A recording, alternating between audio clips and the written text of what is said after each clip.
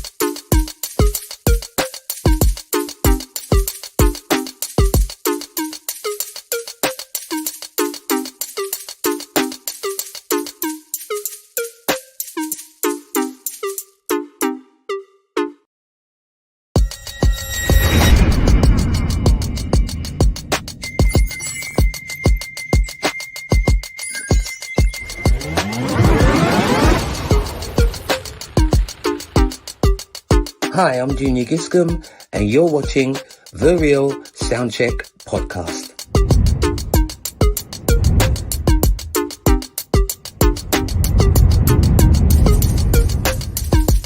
Hi, this is Carl McIntosh from the group Loose Ends, and you are watching the Real Soundcheck Podcast.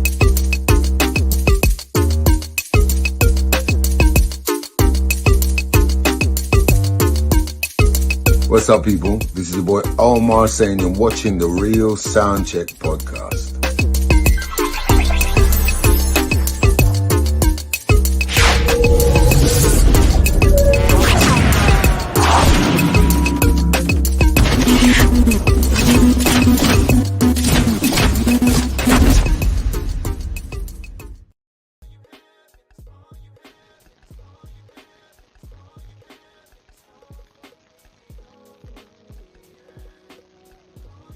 Check one, check one, check one, check one, check one. All right. Bam. And there we were. Hold on, someone's missing. There he is. Unmute yourselves, fellas, if you can, or let me see if I can do that. Boom, Check. boom. Someone's crackling. Someone's Rice Krispies. Someone's got some Rice Krispie business going.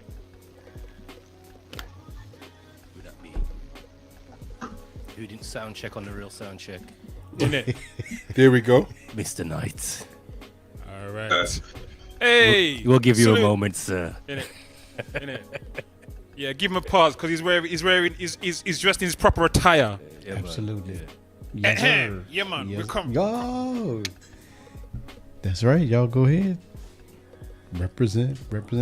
You know what? We need to, at some point on today's show, ask the people who have won T-shirts to send us pictures. Yes, of them please. wearing their T-shirts. 100. Except for They Ayola. promised to do it. But they have not. Ayola's done it. We gotta Oh, okay. gotta set that straight. Ayola has sent a video, not even a picture. What? She sent a video posing with the T-shirt in the park. Word. Yeah. What? Yeah, man. So big up Ayola. She's not ramping with the team. Viola. Big up Ayola. But yeah, man, that would be a good look if we could get a picture of everyone who's got a T-shirt. You can email that in to... Dun, dun, dun, dun, dun, dun. There it is, the bottom of the screen right now. reachalttv@gmail.com. That's reachalttv@gmail.com. That will be very much appreciated by all of us around here. Good evening, brothers. How we doing? All good. Bless Well, you. thank Highly you. Yeah, man. Good. I'm good. Slap crackle pop. No, can't repeat Dave. Who was that? That Who was can't that? be Dave. That can't be Dave. That wasn't Dave. That couldn't have been Dave. There's an imposter. That was AI. Who was that? You've been on the You're helium balloons, such Dave. a joker. This guy. You think you slick? Yeah, bless up. Do the friction. Someone just gate crashed the whole thing. Yeah, but you don't sound your normal stereo audio, mate. You don't sound your normal stereo audio. If I sounded like that when I probably gave is. crash the thing, I wouldn't put it in at all. You probably know what's going on. Listen, people, we are the Real Soundcheck Podcast, yeah? The Real Soundcheck Podcast. We're here every Monday, 9 p.m. UK time. Normally 7 brothers, 7 DJs. We will be joined by Mr. Diesel and Tech. They're on their way in, all right? So they'll be with us shortly. Giving you an insight into the hearts, lives, minds of us behind what you normally see us doing when we're playing music in parties and clubs and on radio and that kind of thing, all right? Got to say good evening to all the family rolling into the chat. Do us a favor, if you wouldn't mind, please share the link with someone. Invite someone into the session, into the stream. They might need it. They might like it. Be very much appreciated. Got to say good evening to our wonderful mod, Mitchie Boo. Good evening, Mitchie Boo. Happy Monday to you. Salute. Salute. Appreciate you.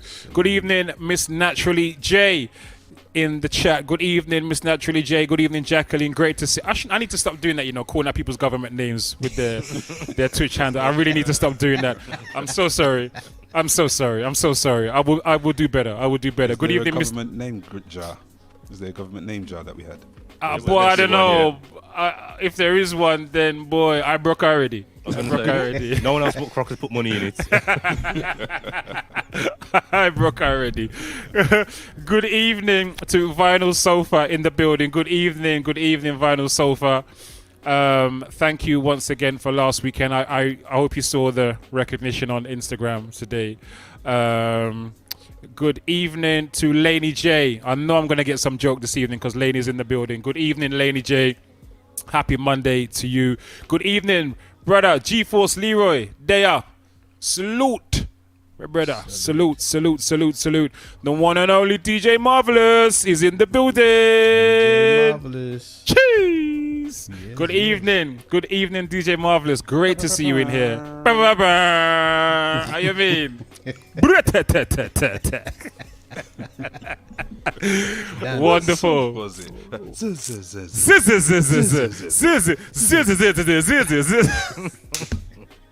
All of this for DJ Marvelous, you know. Good evening, Natasha of 702 in the building. Happy Monday to you as well, Natasha. Great to see you in here. Bless up. Good evening to Pilot. Sorry, I mean P-Joy. I'm so sorry. More money in the jar. I'm so sorry. P-Joy Jones. I'm so sorry. Oh, God. Mr. Diesel is in the chat. He's not in the room, but he's in the chat. Salute, Mr. Diesel. Salute, my brother. He's on his way in. We'll see you when you get here, brother. Tech time. Good evening, Melissa Deans. And that is her Twitch handle. I'm not talking a government name. That's her Twitch handle. Melissa Deans. Good evening, Melissa Deans. In the chat, happy Monday to you as well. All right, welcome to all the family rolling in. So, brothers, how we doing, man? How's everybody been? I'm not even sure where to start this week. We have 3 topics we're going to be discussing this evening, people. We are going to be discussing the state of hip-hop in the charts, given that hip-hop is 50 this year as well, so it's a timely conversation. Where is hip-hop in the pop charts or in the charts these days? We're also going to be discussing... Yesterday was Father's Day, so we're going to be discussing Father's Day and fatherhood. And we're also going to be discussing our approaches to how we create our sets when we DJ, when we play out, all right? Dave would call it the napalm setting or something like that. But yeah, how we do that, how we concocted the napalm. I mean, our approach is to playing out. All right. As per usual, if you want to comment, please do so in the chat. We should have the phone line later on as well. I'm not going to put the number out there just yet. But when I'm confirmed that we got the phone with us this evening, I will put the phone number out and you can ring in as well if you want to. All right. Brothers, any highlights from anybody's week that you want to share with us? Butch, you had some news, didn't you? No, that's not. Well, it's not personal. Okay. Yeah. It's just what was floating around on the internet. Oh, skiing. Okay. Yeah. I thought you were just checking everybody's week first. Sorry. I am. I thought that was part of your week check, but you want to save that for later? Yeah, it's all right. It's more when you're ready to start the stuff. But yeah, my week's been good. Obviously, Father's Day yesterday. Enjoyed that thoroughly. The rest of the week, I'll just make sure I catch up on all the vitamin D I can, man. I'm out there, trust me. Even if it's legs out, belly out, whatever I can get out in the sun, it's out. So, yeah, man. But all is blessed. Give thanks. Friction, well gone. Yeah, man, all good. Just readjusting. Obviously, last week was my first week back, so just readjusting, reacclimatizing. Obviously, I'm back to a new pattern, so I'm not working as I was working before, so I'm freelance again now, so just adjusting to that. I had 2 funerals last week as well. Sorry, man. Sorry. Yeah, man. Yeah, it was up and down last week. You know, joy and sorrow. One of them is one of my cousin's partners. She passed away. That was a tough one. You know, she battled with cancer for a number of years. That was a tough one. And then the second one was a young man who grew up on an estate where I grew up in Farndale He was actually on X Factor. He was part of a group who got to the finals in X Factor. Great singer, you know, real kind of life of the party type man. And yeah, just passed away suddenly. Condolences, man. Yeah, man. Condolences, brother. Yeah. But That's sad, his man. family done him well, man. He had a good send off. I got to play at the funeral as well, which was an experience, which we'll probably discuss at another time in terms of the segregation between generations and the entitlement of the younger generation who believe that they run the dance floor and can demand anything from the DJ. When there's a whole other group of people who may not be as quick to take to the dance floor, but they're there and it should be catered for. It was, 100. It was a serious observation. I thought, oh, look at this now. There's 40-year-olds, 45-year-olds, 50-year-olds, 60-year-olds in this building and we're catering for them. But the vocal ones are the young people. And because they're quick to take to the dance floor, they feel like this whole event is theirs and they can say, nah, we want this and we want it all night. And I thought, you know what? That's not happening again. I'm not allowing that to happen.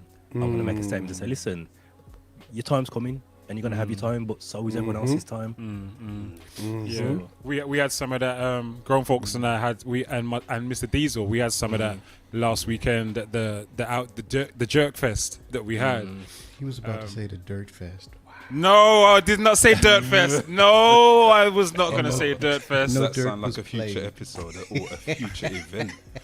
the Dirt Fest. The Dirt Fest. Yo, you know me and Diesel and Busy started an event called Dirt, innit? For real. That's what I'm Yeah, saying. we started an event called Dirt You need to in carry King's that on. Cross. Yeah, man, carry that on, bro. I'm telling you. But no, the Jerk Fest last weekend, we had a contingent there who came with that entitled approach and just wanted what they wanted Yeah, man. all Yeah. night. And we were obviously doing our due diligence and we were catering for the whole community, the whole Exactly. estate, you know? Exactly. My argument is this: the dance floor would tell you what's going on. So I started off with some Amapiano. Yeah, they just packed away the food, moved away the tables, so they just warms it in. So I played some Amapiano, and people were just rocking and bubbling and just getting warm. And then within about 15 minutes, someone came up and says, "Yo, can we get some dancehall?" And I was like, always "Yeah, that man." thing. That was it. That was what we had too. That was I it. was like, Exactly what it "You're gonna was. get, don't worry, man." And I says, "You know, we're gonna take you on a musical journey. Everyone's gonna get a bit of everything." But it was like they want it now. We don't want to warm up. We want it now. Yeah.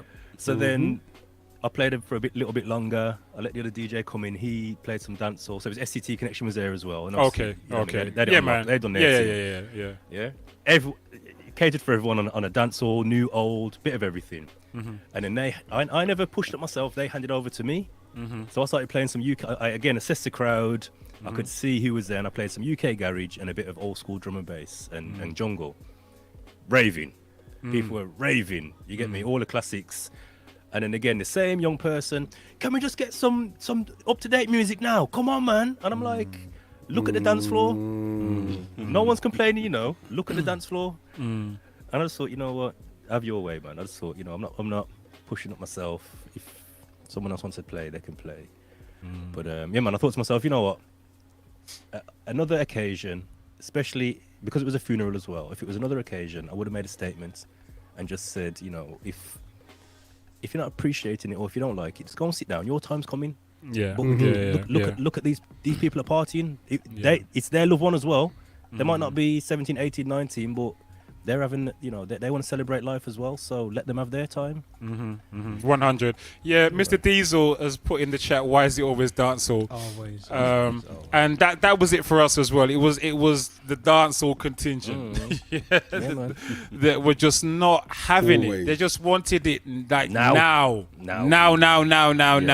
Yeah. You know what I mean? Forget your warming. We don't want no foreplay. Yeah. Just give it us Yeah. now. We want to skin Yeah. out now. Do you know what I mean? And this was and it was a Sunday as well. That makes no difference.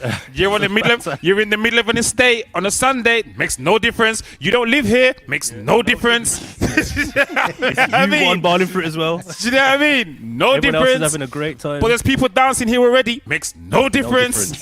Yeah, man. Just want to skin out. Don't. I know, mate. I don't know, but thankfully, it didn't ruin the essence of the day. Do you know what I mean? Yeah, but that contingent was definitely there, man. Definitely there. So can I ask a question? Have you actually, in any situation, or maybe earlier when we might have been a bit more pleasing to crowds, have you actually done that? and crumble to pressure and Like I listen said, to so- someone in the crowd? I'm just asking because you brought it up. So in that situation, like I said, I started playing some Amma. I was about 20 minutes into the set, and they come and asked for some dancehall. So I looked at the guy and I says, "Look, when you're ready, they're gonna want some dancehall." So I probably played about 35 minutes, which was it was a decent set. It never felt rushed.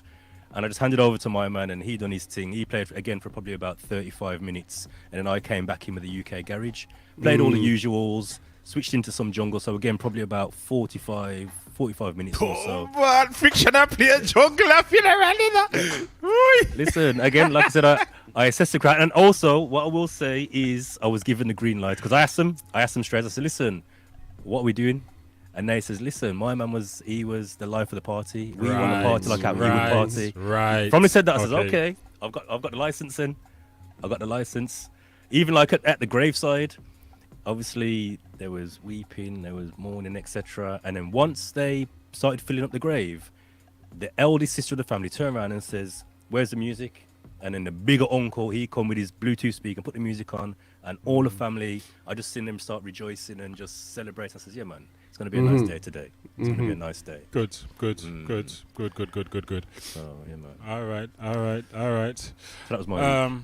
All right, we'll probably circle back to that a little bit later on when we start talking about our approaches to our sets, because it'd be interesting, to get a bit more how you approach, we approach that.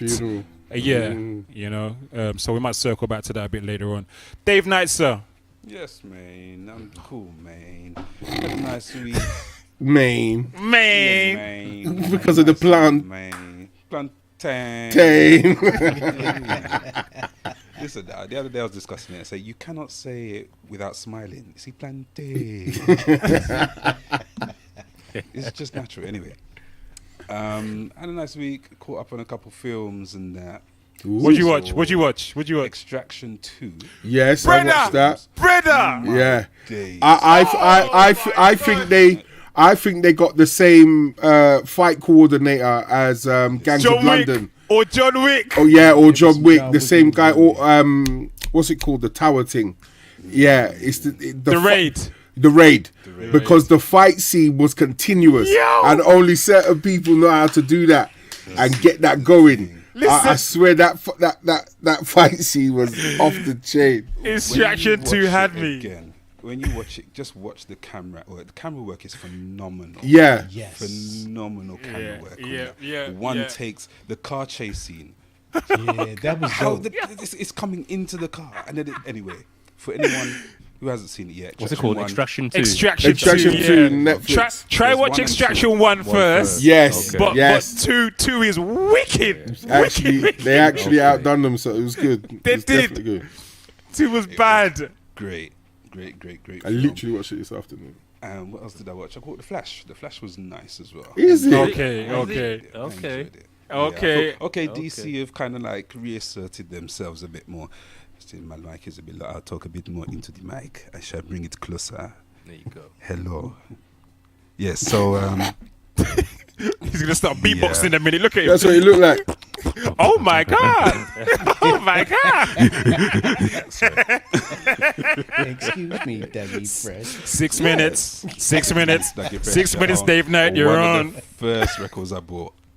One of the first records I bought on vinyl. Nice. Yes, been told no spoilers. Vinyl, Yeah. so no spoilers. But it was nice to see that film, and for DC to be able to sort of change the angle a little bit and bring so many different elements into it. It was nice. It was. I enjoyed. Okay. But I would say that don't bother waiting for the after trailer scene. Okay. Oh wow. Don't Okay. bother waiting. It's not a Marvel thing. It's not. Yeah, they need to work on that part. They need to work on that part. Yeah. Okay. And then I also caught a little bit of Black Mirror, the new series. How's that? Already? First episode, nuts. Oh wow. I started watching a piece of that. And it's the same writer, so that person's a don for keep coming up with these things. Okay. It's crazy. Yeah. It's I'm a glad very you've said interesting that concept. because I've been looking at it thinking, is this worth a watch? So I'm glad you've kind of given it a thumbs up now. So I'll probably go and revisit that now. Yeah, only watched 2 episodes, but it was cool. It was cool. Okay. But yeah, All right. other than that, just chill. All right. I walked in mid episode. My wife was watching it, and I was just like, What the heck? I need to watch it from the beginning because I'm not even trying to catch up. Yeah, just watch it from the beginning. All right, nice. Grown folks, Grooves. Yeah, man, I had a great weekend. I too watched Extraction 2. My nephew had come over from the States for a couple of weeks. He was doing some work here, and he wanted to see it. So we sat down and we watched it together. And I was picking up a lot of stuff that you were saying. You could just tell there was some John Wick influences. Yes. And what I also picked up on is the camera work, because the cameramen are so underrated in these movies. Like the camera work that went on in The Bourne, maybe it was Supremacy or something, where the cameraman actually jumps and follows the character through the window. Yeah. A lot of people don't realize how difficult that stuff is, and they jump through windows of cars while they're moving and all kind of stuff. So yeah, it was a great movie. I really enjoyed it. And Father's Day, I just relaxed. I went out for a cup of coffee, and then we ordered some food in from Dutchy. Okay. So we just had a nice little time. It was good. Nice. All right, we'll get into the Father's Day and fatherhood thing a little bit later on as well. I was even tempted to start off with that, but maybe we'll do that a bit later. For me, I had how was my weekend? My weekend was chilled. I had a weekend off. No events this weekend, which was kind of nice, to be honest, to just be a civilian for the whole weekend. It was kind of nice, man. It was nice. So I got to be in Chip Shop without playing and just chilling out with people. Do you know what I mean? Although while I was in there, I got booked for other stuff, but it was nice. It was nice to just be there, just chilling. And just connecting with some people, got some work done. So yeah, it was cool. It was cool. I'll leave Father's Day and that's till later on. Good evening to the people who are still rolling into the chat. Good evening to Leone in the building. Salute, Leone. Good evening to Richie Ranks. Been getting some great feedback, Richie, about your contribution last week. Lots of great feedback. From all your contributions on last week's episode, sir. So thank you once again. And I think we're really going to have to do a follow-up on that because people really seem to appreciate and value all what you were sharing last week. So salute, Richie. Also, good evening to... Who else did I see come in the place? Iola is in the building. Good evening, Iola. La la la la la la la. 11111. Give a shout out. Good evening to Kizzy Wizzy. UK Web Boy as well. I saw him pop up. Oh, is he in there? UK Web Boy in there? Yeah, oh, see? Salute, UK Web Boy in the building. Bless up. I didn't even see you were in there. I am sneaking. Sneaking around the back door. Yeah. Salute, UK Web Boy. Salute. All right, respect. Good evening. T-Dot is in the building. The Diva Speaks has rolled in. Salute, Diva. Bless up. Happy Monday to you. Bless up. All right, so P. Joy Jones. Yes. Okay. Yes. Yeah. Okay. Yeah. Nice. P. Joy. Welcome. I have to remember P. Joy. I'm not adding any more to the what you call it? The jar. Kitty. The kitty, yes, the kitty, or whatever it is. All right, so should we get into our first thingamajig? Let's do it. Thingamajig away. Yeah, let's thingamajig away. Let's go.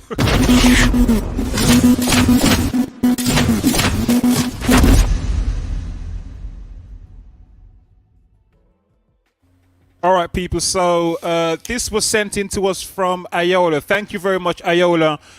For sending this in to us, something that she saw on Instagram and forwarded to us to discuss. So, for the first time in 30 years, no hip-hop album or song has hit #1 all year. It goes on to state, according to a new Billboard report, there hasn't been a hip-hop album or song that has reached #1 on the Billboard 200 or Hot 100 chart all year. A first since 1993. What's happening to hip-hop? This year marks 50 years of the genre. All right, so that is our first talking point. Richie hits it right on the head straight away. Richie's not ramping. He hits it on the head.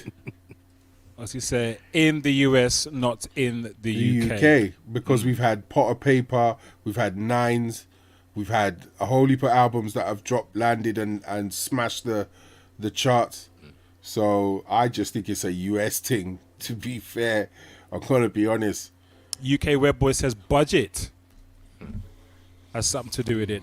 You might need to expand on that for us. Maybe UK Web Boy budget in what sense? But it's an interesting point that Richie Ranks raises about the difference between hip hop in the UK and hip hop in the US. So, is this only something that is relevant to the US market, US hip hop, and not to UK hip hop? Yeah, I think so. Is it just me, or am I just swayed towards the conspiracy theories? I know Dave like go for it. Go for it. Go for it. Go ahead, man. No, Go on. it was only when you said it's a 50th anniversary Yes. of hip hop, and I thought, right, Yes. that's interesting, because this, what did it say? For 30 years, it's the first time in 30 years that there hasn't been a number one so far. It's interesting. You know, is it a case of someone somewhere is Trying to suppress it? holding something back? You know, is it that? And again, these are just all I'm freestyling. You know, is it that artists are holding back, and then they're gonna release music? You know, has music just not been released yet? That hasn't, you know, that hasn't done that. Have all the, you know, all the sort of artists that would put music out kind of held back because it's a 50th and waiting for a certain period of time to say, boom, now I'm dropping my album. You know, who's dropped an album in 2023 so far? That, you know, those are the things I'd like to explore. When is the actual anniversary? Do we know what date? August. Maybe. It's going to be August, yeah. Maybe it's just going to be flooded. That's what I'm saying. Are people waiting? You know, and it's Kizzy, gonna pow. yeah. That's what G4 says as well, about waiting for August. Vinyl Sofa says suppressing and not being promoted. Kizzy Wizzy says that it just goes to show 30 years ago was the golden era for hip hop. And UK Web Boy has expanded. He says no budget for hip hop. There's no budget for hip hop. I mean, what is the substance of it? Has it changed, and is it as appealing? I'm not trying to stir any trouble here. However, preach. No. It's just the latest song with Dave and Drake that Munya's already sort of remixed. The people were sort of questioning the lyrical content of what Drake was actually doing. Touch my head, chest and shoulder. Oh, you mean J Hus and Drake? J Hus, sorry, yeah, exactly. And the question in the content of what Drake's saying, or like his actual lyrics, are they actually worthy? Would they stand up on their own? I don't know. I don't know what artists are out at the moment. I'll be honest with you. I don't know what hip hop artists are out. I don't know who's hot. I don't know who's not. I don't know what's dropping. Anyone with little in the front of their name. Okay, I can tell you who's dropped an album this year so far. Just off the top of the head here now. So we've got JPEG Mafia and Danny Brown. We've got Jack Harlow. We've got Ice Spice. We've got Tyler the Creator. We've got Logic, Metro Boomin, Trippie Redd, Don Travolta, Lil Pump, NF, The Baby. So, you know, stuff's been coming out. Conway the Machine. Oh yes, he did drop. Little Dirk, Ray Schmurder. So These are all American. All American. Right? Macklemore. So there's, you know, albums are coming out. Doja Cat. Little Yeah, Yachty. that's actually a rap album. Yeah, I heard Little Yachty's album is meant to be a breath of fresh air. Is it? Yeah, because obviously he's like the poster child for whack mumble rap. His new album, he kind of went on an acoustic thing and really sort of went left field. So I heard his album was meant to be in a breath of fresh air. Okay. Quavo dropped a project. Did he? Oh wow. Yeah, apparently, yeah. Because in the US, go on. No, go on, Dave. I was saying, in the US, what's the last number one that you remember? For me, I only remember the young ladies who are quite provocative, talking about something. Ah, yes. Yeah. That's the last time I remember that sort of noise being made about. You know, that's the last time I remember any kind of noise being made about, oh, this has been number one for X, Y, Z. Yeah. Since then, not really heard anything. Yeah. You know what? I think the inference, the question, the inference of the. Is he gone to the Matrix? What's going on? No, man, everything's good. Everything's All right. So I think the inference or the suggestion I get from the statement, the opening statement, is that perhaps hip hop is not as good as it used to be. It's not as good as it was 30 years ago. I think that's the easy suggestion or / conclusion to come to, but it could be a good thing in the sense that maybe a lot of these artists, they just don't need. They're not interested in those charts, and they don't need those charts in the same way that artists did back 30 years ago. A lot of these artists, nowadays, they don't need labels. Yeah. They start in their own labels. They don't need anybody. They don't need A&Rs. They do their own videos. They do their own production. They do their own thing. They're independent, so they don't need the industry in the same way that hip hop artists did back 30 years ago. So maybe that is a part of it. You know what I mean? There are a lot of artists who have got big just from doing the bootlegging thing and just doing their own independent thing. Yeah, it's true. Before, like Billboard was the benchmark. It was like every week they're checking where that's we're what I was on the going to say. Billboard. It's not anymore. How many sales have we generated? Where are we at? I mean, I can tell you. So I'm looking at the number one albums of this year. So we had SZA, SOS. She was number one throughout January and the first week of February. A group called Tomorrow X Together. I've never heard of them before. They had a number one album for a week, and then SZA topped them again and went back number one for another 3 weeks. Karol G, she was number one for a week, and then Morgan Wallen? Have you heard of Morgan Wallen? Nope. One Thing at a Time. So she or they had a number one album for 1, 2, 3, 4, 5, 6, 7, 8, 9, 10, 11, 12, 13, 14, 15. 15 weeks at number one. What? So from the 18th of March to the 3rd of June. And that's another, let's discuss that. Let's hold that point there. So there was number one for about 15 weeks. And then the 10th of June, Taylor Swift was number one for a week. Then Stray Kids were number one for a week. And then Morgan Wallen went back to number one, and they are currently number one this week. Okay. Do you know what? I remember asking, going back to Richie Ranks's appearance on here last week. I remember asking Richie if he felt that a lot of the creatives of this generation are becoming more aware and wise to the workings and the trappings of the industry and the ways in which the industry doesn't work for the artist. The shaggeries, as yes, people would say. Thank you very much. Yes. I was trying to find a word and you just hit the nail on the head. Thank you very much. The shaggeries of the music industries. And if memory serves me right, Richie, correct me if I'm mistaken, I think he said that he thinks that people are becoming a bit wiser to the industry. And I think, again, I think that may have something to do with it, because I'm thinking of the way the industry is now. If I was a creative, I wouldn't want to be dipping my toe into that. What would almost feels like a cesspit. Almost feels like a cesspit. But a lot of. That's the thing. When you look at the market now, a lot of American young artists are signing. Mm-hmm. I know that for a fact, but a lot of British young artists are more about the numbers and ownership. Yeah. And I've seen that. They're about the numbers and ownership, owning their brand, owning their merch, owning their everything, and coming out as my numbers. These are my numbers. Yeah. You know what I mean? They're getting tours off of their own 2 mixtapes. Yeah. And they can get a small little mini UK tour. So I think when you two mentioned it before, I think the game has changed. That's why you're not seeing as much hip hop. Yeah. Yes, maybe August, there might be some big influx or whatever, but it's amazing that on the 50th year of hip hop, there isn't no, forthcoming collaboration between some of our favourites and so forth. But they're on tour. Don't get it twisted.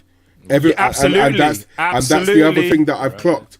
They're all on tour. I think there's one thing with Big Daddy Kane.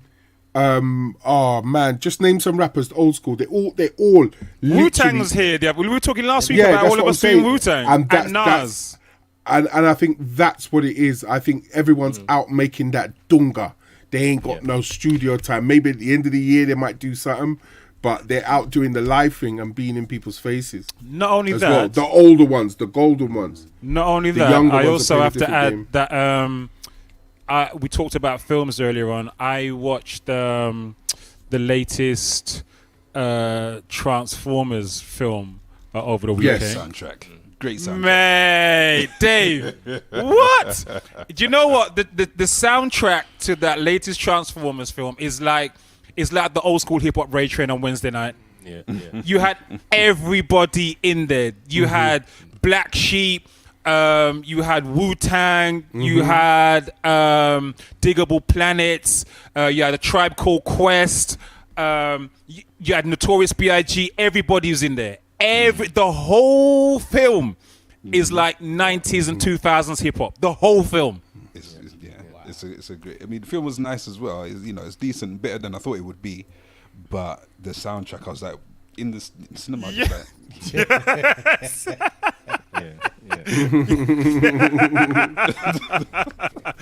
So maybe that has something to do with it. You know. The thing as well is like, I was just gonna say, as DJs sitting here now, when's the last time you really looked at the charts with keen interest? Oh Lord! To say what's popping at the moment. I couldn't tell you. You.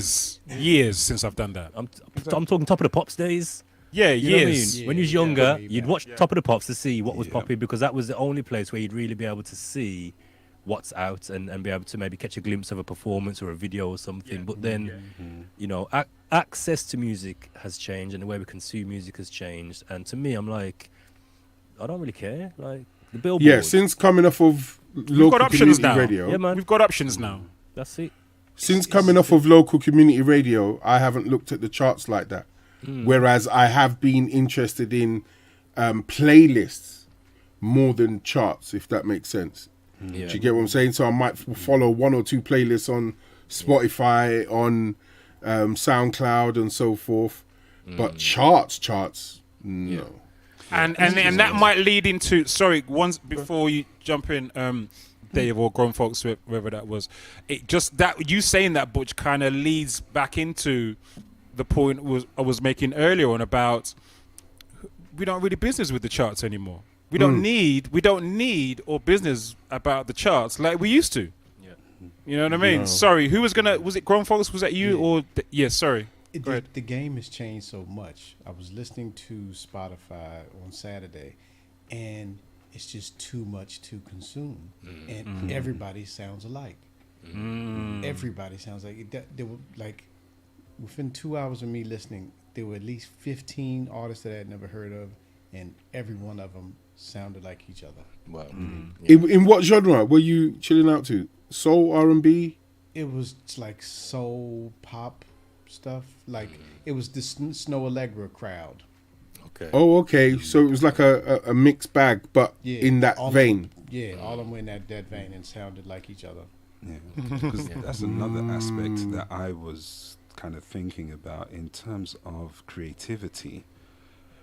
What's the next sound? Because I think we go through phases of this is the sound that's for now, and then other producers copy that sound. This producer pops off, does something different, other producers copy it, and you stick with that for a while. So now you get ear fatigue when you just hear the same thing again and again and again. We're talking about that today. We're more talking about the same thing today. Go on. Like, it's like it takes someone to have the balls to say, I don't care, I'm going to come out with something different, and I don't care if it don't sound like everything that's out there. I'm going to break the mold, and it's going to be a slow burn, but eventually they're going to get it, and then they're going to pop, and everyone else is going to follow that, that trend.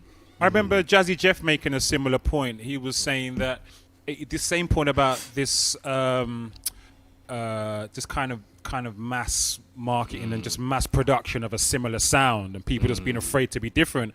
And he was saying that's why it's the little geeky kid in the garage like K Trinada that just comes out with a sound and just pushes the boundaries and then just blows up because he's got the balls to just put out a different sound. I think yeah, that's it. That was the point. That's the point he made. Everybody is afraid to be the first. And UK Web Boy has also made an interesting point as well. He said it's all about the streams now, not about pop charts anymore. It's about the streams and the revenue that you can get from all of these streams. Got to say good evening to Tech, manners and respect. Greetings, Technical. So evening. Salute, sir. Good, mate. Good. Good. Tech, we're talking about hip hop not being in the pop charts as much as it used to. There's the backdrop on screen for the first time in 30 years. Yes. No hip hop album or song has hit the #1 all year. We've already established this is more of a UK thing, not a UK thing. This is a US thing, sorry, not a UK thing. So yeah, according to a new Billboard report, there hasn't been a hip hop album or song that's reached #1 in the Billboard 200 or chart all year. A first since 1993. That's what we're discussing. Butch, sorry, before I come to you, Butch was just about to say something. Butch, what were you about to? I cut you off. Sorry. No, it's all right. No. We have to say hello to Brother Tech, man. He's in. It was a double-edged thing that I had in my head, and hopefully I remember the second one. But recently, because what Dave said about what is the new sound. Because I'm whipping around in my day job, I listen to a lot of radio. I just force myself to because I want to hear, for myself. As you say, look, I don't follow the charts, but let me see what's getting the support. So now they're saying that the old 50 Cent Dr. Dre sound is coming back. That's the new sound now. Because a lot of the young guns have said, right, okay, Jules had its time. Let's bar. And then you got kids like, is it Brands? He done that tune and it really sound 50 Cent-ish. It really, really does. I think it's Brands. I hope I got that right. But yeah, the tune blew up and done what it's done. Got a lot of radio play, every station, everything else. And then all of a sudden another rapper's done it. Slow, big keys, everything riding over it. So I don't know, if you got your ear in that way, that's what they're saying is the next thing here. But mixed up with everything else that's already out. But DJ Mark, go on, Dave. No, I was remember T-Pain just made a rant. He ranted one time like, do something different. Oh yes. That was classic. Yeah. And just re-emphasizing that a lot of people are just following what they hear and not actually innovating. Yeah, because he said all these new artists kept sending him he get like 50, 100 tapes, and they all sounded the same. All of them were the same. DJ Marvelous has made a great point in the chat. Snoop Dogg made a great point recently about streams. Artists are seeing 1 million streams of their songs. However, the monetary element of does not match. Very good point. So maybe there is something going on there. In the cesspit. The cesspit. There's something going on in the cesspit. Good evening to Miffy Moments. I don't think we said good evening to Miffy Moments. Good evening, Miffy. Happy Monday to you and welcome into the chat. Technical. I was going to say. Could it be due to the timing of the release of the album? So, for example, like this year's a 50th anniversary of hip hop, right? So could people be holding back to release it like in August or something like that? We said that earlier. Yeah, we said that earlier. Yeah. So that's a possibility. And then I don't know if you still have it up, Friction. But what was the criteria that Billboard are looking at? Are they looking at streams? Are they looking at downloads? I'm not sure. All of it. I'm not sure. Yeah. All of it. Grown folks mentioned, is it based on? What's it based on? And that's a question I've been asking for a long time. In the 2000s, in the 90s and 2000s, platinum meant platinum. You got out your yard, went to a record shop, you took £15 out your pocket, and you bought the album, and you walked home with it. You get me? Sales were sales. So when it comes to streams, how do they equate? Someone said 1,000 streams equals 1 sale. So does the platinum equation still is it the same equation? No, it's well, yes, it's the same equation added with the streams. So it would be sales for those people who still like an MP3. Like would literally pay 99 cents and download it and have it as an MP3. It would be that, and then the 1,000 streams, and then would also be one. when you really calculate, it's way more than that. You know what I mean? But it's all the streams. Yeah. People are doing stupid numbers of streams. I think millions, something like 3 million, and it's literally worth $1,000 to them. But how much is it worth to the industry or these platforms that they're streaming on? Because that goes back to the point that DJ Marvelous put in that Snoop Dogg was making. The money is not transferring to the artists. The record companies will turn around and do something similar. I haven't got it exactly right, but they will say, "Look, we're only getting pennies too." Do you get what I'm saying? But what they're doing is getting penny for you, penny for you, penny for you, penny for you, and all my old pennies that I put on there that no one else knows and I own the rights to. And they're also getting all of the advertising on those platforms as and well. And depending on your deal, if they've got that type of deal, the record company are eating your pay-per-click, your this, your that, they're eating everything that is about you and what you're doing before they even give you that grand back. Question to the people in the chat. Does anybody in the chat follow the charts anymore? Good question. Question. Anybody in the chat? Does anybody in the chat actually follow and pay attention to the charts anymore? I'd love to know or get a sense from people in the chat. Nope. Leonie says nope. UK Webboy says nope, never did. Marvelous says no. DJ Marvelous says no. Same with Vinyl Sofa. No, everybody. Good evening to Shania in the building. Everybody says no. So again, maybe this is a part of it because no one's watching the charts anymore. No one really cares. Sorry, when we say no one, this is where we have to ask question. The chart is still, especially in this country, I can't talk about over there, but I know it's over there, but in this country, it's still a countdown thing on a Sunday, which is big news on the radio, on everything else. So people are still watching the charts, but as we said before, and all of us came up with it, the next generation don't give a monkey's backside. They're watching neither does ours. Streams. We're not watching. Yeah, I know. People in the chat just said... Yeah, I know. But they're watching the streams, the Facebook numbers, the thingy numbers, my interactions, my thingies, because that's what's going to get them views, brand deals and everything else. Forget a chart placement. I've got 50,000 people on my IG. I've got 1 million people on my Snap. I've got 3.2 million on my Insta. Come and talk to me. So they're not bothered about number. Maybe it's a good thing because for a long time we've had conversations about the charts being faff anyway, and what we hear in the mainstream being faff anyway, and what the industry pushes out is faff anyway. So maybe it is a good thing that also, we're going away from the charts. We saying Frick? Yeah. Also, think back. There was a time where you was almost vexed that hip hop was on the charts. Like, nah, that's mine. You get me? Underground. Over. Yeah. So when Hammer started getting up there, and then your Vanilla Ices, you're like, nah, man, you're ruining it, man. It's meant to be underground. Yeah. But then that kind of just became the norm. And then on top of that, once upon a time, to get on the radio was a big thing. Yes. You had people who do payola to actually get records onto the shows. And then on top of that, you had situations where allegedly record labels will buy a whole heap of their records. Yes. To get the charting and then sell and then return them. Yeah. And now when it comes to streaming, when it was the first round, you actually had streaming farms. Yeah. Yes. As well, where they set up the devices to run up the streams.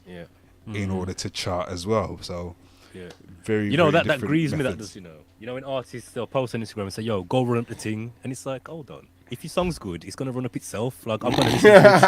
Don't tell me to go run up the thing.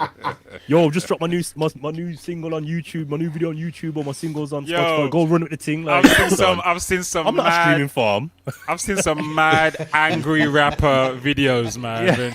When people haven't been people put their stuff out and they haven't been getting the numbers. I've seen some people going some mad angry rapper. It's like, if it's good, it will run up. It will go on my playlist and it will get run up. Yeah. Just organically. organically. Sorry, go on, folks. Go on. Go on, what you say? I've seen that too. The mad angry rapper. Yes, yes, yes. I'm just go on, Butch.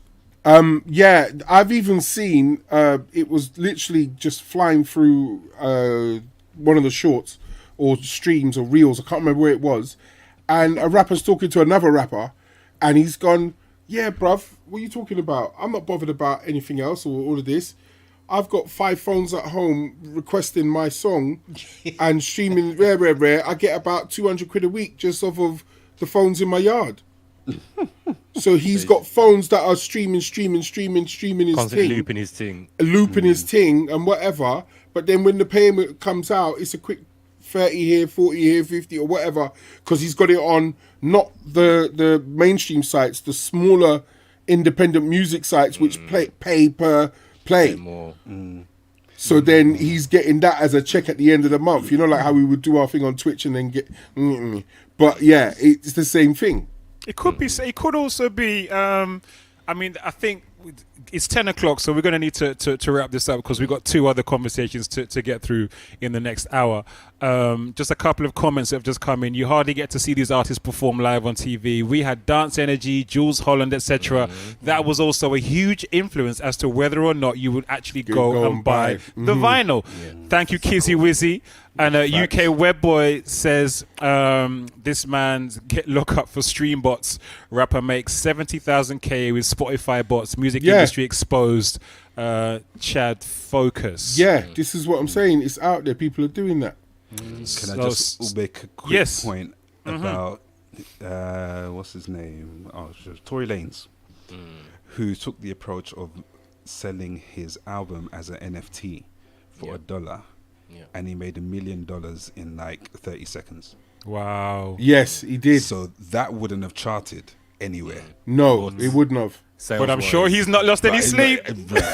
Right. Yeah. Literally couldn't care less. There's this guy, an independent guy on Instagram who I kind of engage with every now and then. And he's dropped a project. And I says to him, the way he's built his community around him, I says, yo, if you released a physical product and sold it at $1,000, and as part of that you get the physical product, you get some merch, and you get access to a live show. If you'd done 100 copies of that, do you get me? You're gone clear. Yeah. Because what you'd make off streaming, you would never make that. The size of his audience, he would never make that off streaming. If his real core following were willing to say, boom, I would pay $1,000 for one of 100 physical copies, so merch and a live show. I support his brother enough to say, boom, I would invest that. Facts. Do you get me? Facts. He would never make that off streaming. Facts. So it's just being a bit more creative with how people are putting their material. That's digital. Yeah. That's that digital hustle. Yeah. Yeah. 100. But again, 100. it has to be a good enough project because, like, we got not enough hip hop is in the chart, so it's not charting at the moment. So are they making good enough music for it to be? I'm not just as him. I'm just saying in terms of the US side of things. Are they making there's some music to say how sorry lads, quickly. How is some of this US stuff leaving the studio? It's true. Some of these and women don't come at me. It's only what I hear. Some of these young women rappers don't know 1, 2, 3, 4, 1, 2, 3. They're all off on different handbags on some different level, and then someone it's like no, slow down, and then they're back on the beat again, and then they're number 2 in the chart and running around and opening up shows. I think that's testament to the cesspit. That's testament to the cesspit. That's why we're fed up with the mainstream. And that's why now we're looking to places like Bandcamp or Spotify or not even necessarily Spotify, but other places. That's why we're not looking to the charts anymore. You know what I mean? Just because to add on from Friction, one of the things that Eric Roberson has done, he's using Patreon, and he gives you access to everything he's doing for $6 a month. You get access to it, you get free music. And he's killing it. You know what? There's a few people doing that. Tall Black Guy does that. I've signed up to Tall Black Guy. I've been getting everything he puts out. I automatically get it when he puts something out on Bandcamp now. My brethren Jim Sharp, he's a mad remixer. He puts out like a whole album of remixes every month, and he uses Patreon. So if you want his stuff, literally just sign up to his Patreon, and he will send you everything that he puts out every month. So these guys are doing their own thing, and they're making their own money off their own work with no middleman or woman in between. Do you know what I mean? Have you seen how many times that's come up in this conversation before we finish? Owning your own thing, it seems to be the reason why I personally feel hip hop is going to go back underground. It's going to you have to be following the artist to get the info. It's not going to be put out in mainstream anymore. Mainstream can't keep up with it because these people, if like we said, if they've got the numbers in front of them to fill a stadium, why are you bothered about charts or whatever? I think there is to kind of try and wrap this up. I think what this conversation has shown is that the answer to the original question is multifaceted. There are different reasons. It's a complex question, and there can be a whole number of reasons as to why hip hop hasn't been as whether it's the year 50 this year and people are waiting to release albums in August, or whether it's a conspiracy thing and the industry's trying to suppress it, whether it's the artists are being more independent now and they just don't need the industry anymore, they don't need the charts anymore, they can produce their own tunes, they can release their own tunes on their own label, make their own video. Do you know what I mean? So I think there's a number of reasons. I think another question would have been, if we had time, would have been, is this a good thing or a bad thing that there is less hip-hop in the charts? Is that a good thing or a bad thing? And I'm not trying to throw it out there now to start a next thing, but maybe that's part 2 of this conversation in another episode. Thank you to Ayola for emailing us that question in. Thank you very much, Ayola. Had fun discussing that. When anybody else wants to email us in a question, the email address is running across the bottom of your screen right now. Just email us at reachalttv@gmail.com. That is reachalttv@gmail.com if you have a topic that you also would like us to discuss. All right. It is 2 minutes past 10. Oh, and I just missed the score. Last time I looked, it was 5-0 England. England. Yes, it was 5-0. Anyway, I digress. Let's move on. Sexy graphics.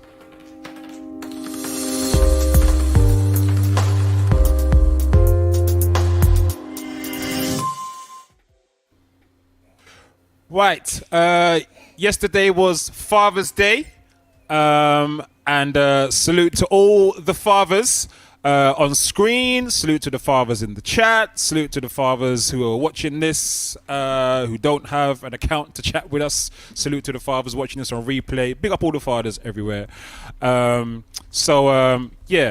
let's have a little conversation about Father's Day, how we spent it, how we found it, and I'm interested to know if our careers as DJs, does that affect our role at all as fathers, our time or anything like that with our kids? But first of all, Father's Day. I think we've all talked about Father's Day. Tech, how do you spend Father's Day? Because you weren't here at the beginning of the show. We talked about Father's Day and how we spent it. How was it for you? Woke up, breakfast made for me by my lovely daughter. Couple of smellies, drinks, and just pampered for the day, really, man. Hold on, smellies? Smellies like shower gels and creams. Oh, and all scene. Okay. That's what we call them in our house, right? Okay. Smellies. So it's just like a collective name, a collective term for the team. Okay. You know Okay. Yeah, just a nice low-key day, man. Do you know what I mean? It was just nice. Nothing amazing, you know what I mean? Nothing out of the ordinary. Just nice and chilled. Okay. Blessed. If I asked you, what does fatherhood mean to you? What would you say? What does fatherhood mean to me? Wow, that's a big question, man. In what regards? In any regards. That day, first of all, let's start with that day. How significant is that day to you as a father? Okay. Not very. I don't think very. It's something designed by Hallmark Cards or someone like that, isn't it, really? You know what I mean? Realistically. You know what I mean? Realistically. And plus, it's way down the line when you look at all the other card days there are. Mother's Day is always at the top, no question, and Halloween probably above Father's Day, you know what I mean? But yeah, I think it's a day to recognise. It's nice to have breakfast made for you by the little one, you know what I mean? Or the not so little one now. But to be a father, it's something I'm proud of.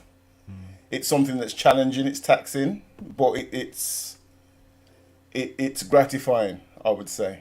When you see... Because my mum always used to tell me that your kids don't listen to what you say, they do what you do. You know what I mean? And it's always something nice to see when your kid overcomes something and then excels at something. You see that, you go, yeah, man, I see that fight in it, man. You know what I mean? I would have done that. You know what I mean? And that's a beautiful thing. So, so that's what it means to me. So trying to pass on your personal way of thinking or your way of fighting or your way of overcoming and surmounting a problem and seeing that sort of level of fight in your child is a beautiful thing, I think.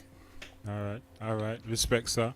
Throw it out there open to the man them. Don't want to put anyone on the spot. Fatherhood. What is it? Like me. Father's Day. Yeah, I know. I'm saying. That's why I've not done it to anybody else, because I felt it. I thought, you know what? Let me not do that to anybody else. Yeah. It's first, you know what I mean? It's got me in dry, you know. It's raw.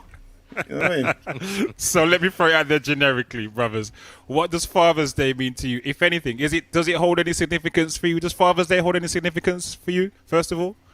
For me, not really. I mean, it's a day. And I think I was going to say something that was actually put in the chat. Ali Sadiq went through the, I guess, celebrated holidays. And I think Father's Day is either number 13 or number 20. Yeah, it's bound to be, man. Father's Day. Arbor Day comes before Father's Day. So it's great to be recognized and, be pampered, but I don't, it's neither here nor there for me. But being a father is multifaceted, and somebody else used that word earlier today, and I thought it was a great use of it, because it's about, for me, it's about legacy. It's about imparting wisdom, and seeing your offsprings develop and grow, and one of the fantastic things is seeing their traits that you can recognize from yourself. And I think that's what Tech was saying, to see them maybe have the same fire in their belly, or have the same sense of humor as you, or just have some traits of you. So for me, it's really a lot about legacy and having something bigger than myself to go forward. Got you. Grown folks, you chose the exact right words. That's exactly what I meant. Nice one. Love that. That's exactly, yeah, what he said. What he said. What he said. That's it. Yeah. I'm a fella. That's how I'm feeling. That's just what like I meant. Fellas, Father's Day. Does anybody hold Father's Day as being significant? I mean, I appreciate the appreciation, but yeah, that's a good show. It's almost like, it doesn't change my relationship with my children. It doesn't change what I'm gonna do. If I wake up and I got no cards and no smellies and no chocolates, it's not gonna be bun everyone that's sitting there and paying a mortgage this month. Bun them, yes. Bun all of them. Sufferation for you, like putting that. cases on all of you. Change your will. I'm not changing my will. King Kong ain't got no me. It is what it is. You know what I mean? It's like, it is what it is. I'm gonna do what I'm gonna do regardless. You know what I mean? But I appreciate the appreciation. I think for me, I can't. So this year, my dad's just come back from Jamaica, so it's the first Father's Day in probably 10 years that I've been able to literally go and sit down with my dad on Father's Day. You know what I mean? So it's like we all went. I took all my children to my parents' house, and we just chilled, just sat together. Me and my dad had a drink, and just enjoyed each other's company. We didn't do anything. It was just I was just there in his presence, and that was enough. You know what I mean? And I wrote him a card and just really expressed, I appreciate you. You know what I mean? It's probably something you don't say enough. So it's taking that opportunity on that day to say, you know what, Dad, I really appreciate, and I'm proud to be his son, and You know, I recognize, and again, as a younger man, I probably wouldn't have been able to communicate it in that way. So to be able to say to him, I recognize what you went through now, because I'm going through it now with my children. I recognize it and I appreciate it and salute. You know what I mean? That was, I don't take that for granted to be able to do that, because, you know, it's not everyone who can do that. You know what I mean? So that was a big deal for me this year. All right, respect. Butch, anything you want to add to this? Does Father's Day hold any significance for you, or not really? Yeah, it does. It does. All of the elements, because as much as being a father, you hear about it with it. Like sometimes I forget. I'm like, oh look, it's because I'm a long distance daddy, so it's when it comes round.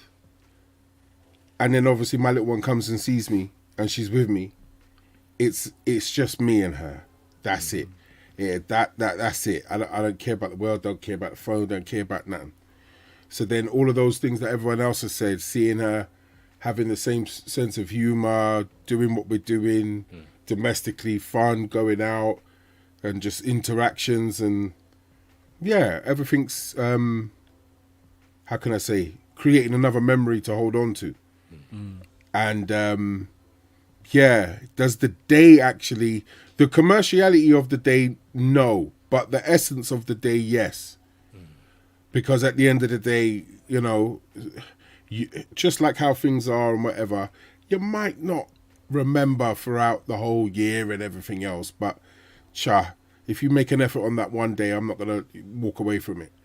You know what I mean? I said in a different way, you know what I mean? If the appreciation's there, then, you know, and plus my little one's only 10, so when she makes a card, I'm holding on to that card. That's my card. Yeah. You get what I'm saying? Yeah. You know them cards with like the macaroni on it and thing. Those are the beautiful ones, man.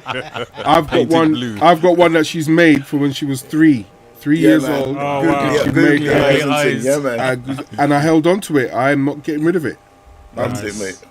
It will always be around. So nice. It's yeah. There is always that. There's always that appreciation for the little things, and as long as I do that, I'm at peace. You know, my balance is there. You know what I mean? Nice. And sometimes it's that. Sometimes I'm like, oh, let's go out and do stuff, and she'll turn around and say, Daddy, can we have movie day? All right, cool. And we just chill out, crack joke, watch movies, do what we have to do. Next time it could be, can we go scootering? Can we go riding? Can we do? And I'm calm in it. Whatever happens, happens. So yeah, it's the little things. Nice. Saying good evening to Fire Diesel in the building. Salute, Mr. Diesel. Good evening. We're there. It's all right, mate. Yeah. But you're doing clear up. Yeah, as you're late, you're doing clear up. We're talking about Father's Day and fatherhood, sir. Yes, I've been listening. So, does fatherhood? What significance does Father's Day, if any, have for you? First of all, is it a significant day for you or not really? It's a donut, mate. It's a donut. Okay. It's a donut. I mean, obviously, being a father now, it holds a different place as it did to me growing up, because I grew up without a father in my household. So it didn't mean Jack Diddley then. You know what I mean? It means, you know, it's weird. It's still relatively new to me, obviously. Growing up, it didn't mean Jack Diddley squat, mate. But now it means, you know, just the little things, like Butch was saying, the little things, the cards that, you know, your children actually make the effort to. I've got a T-shirt that I still wear that my kids made for me, and it's got their handprints on it. They just wrote Daddy at the top of it, and it's got their handprints on it. And I couldn't tell you how long ago they made that, but I still wear that T-shirt now because of what it means to me. You know what I mean? Yeah. But you know, like I said, growing up didn't mean nothing, mate. Okay. You know, you saying that Diesel about the T-shirt. I remember I had. We went to this like pottery place where you could like paint a pot when the kids were little, and I had. The girl painted this pot, and then I had the girl's handprints on this pot. I had their ages on. I think like Lani was, like about 18 months old, and Maya was about 3, 4.